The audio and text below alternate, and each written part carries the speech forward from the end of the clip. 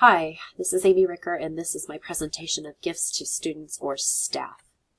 Something to be thinking about anytime a staff member or a committee or a group wants to buy a gift, whether it be for a teacher or a student, is to think about, ask yourself, is this a gift? Is this something that when the person leaves, whether it's a student and they leave the district or a teacher and they are dismissed or transfer or retire, or is it something they're going to take with them? If so, then it's most likely considered a gift.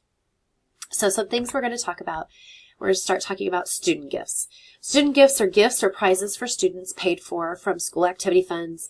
They have to be appropriate only as incentives for fundraising events and as awards for special achievements. So if you're having like Jump Rope for Heart, kids raise money and then they get prizes that based off of how much they've raised and things like that.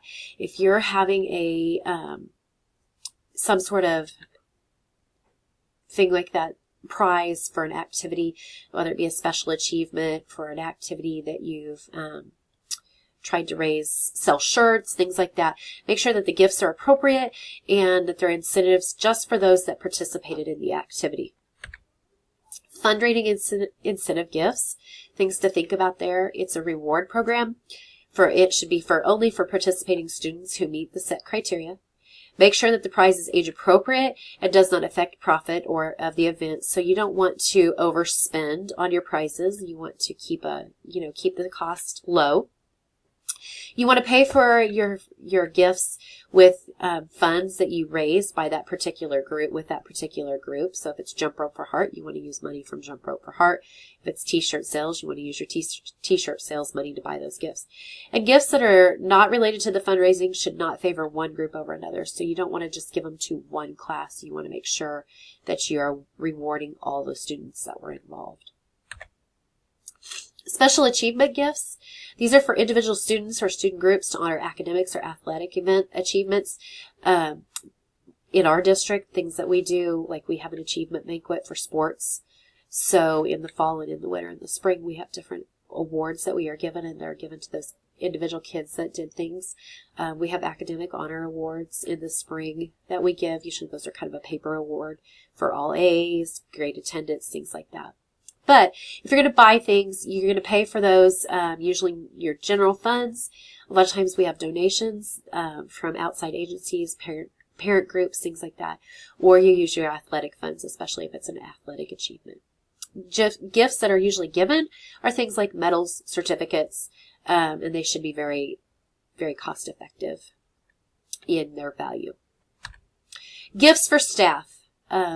This is the giving of gifts to staff should be guided by written policies and coordinated by a committee.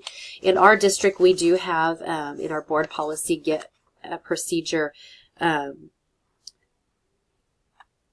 for giving gifts and things like that.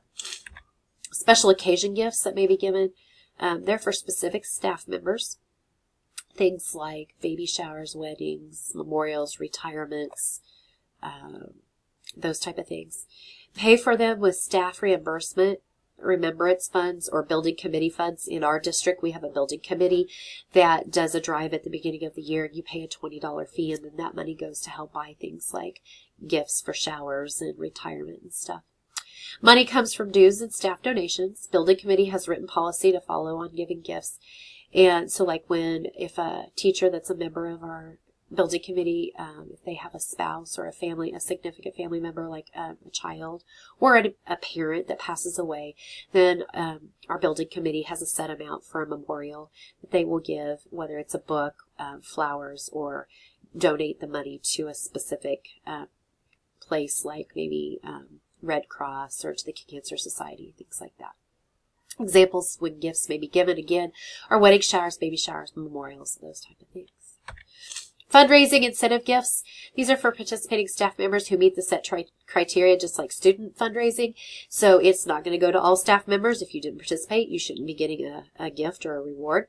You pay for it with profits from your school fundraising event. So if it's t-shirt sales, then you use that money from those t-shirt sales, things like that, picture money, things that you might do. And keeping the gift items reasonable, spend no more than 5% of your overall profit. All staff gifts. These are gifts that are given to all staff members. They may be given at the beginning of the year as a welcome back. Sometimes they're given at the end of the year as a, just to have a happy summer, maybe at Christmas time, during Teacher Appreciation Week. Like our principal may provide, we had pins in our, with a little saying put in our staff mailboxes the other day, just kind of as an incentive to let us know that, she depends on us and things like that. It should be paid for with staff vending machine profits, fundraising effort, and donated funds, and should be nominal in cost. Special effort for specific student or staff members. Something to keep into consideration is if you are doing a benefit or a fundraiser for a staff or a student who's had maybe an illness like cancer or a catastrophic event like a house fire or floods, something that has affected just that one person or that one family. Sometimes schools and teachers, they like to, they want to help. And so they do fundraisers and maybe like chili suppers or benefit drives and things like that.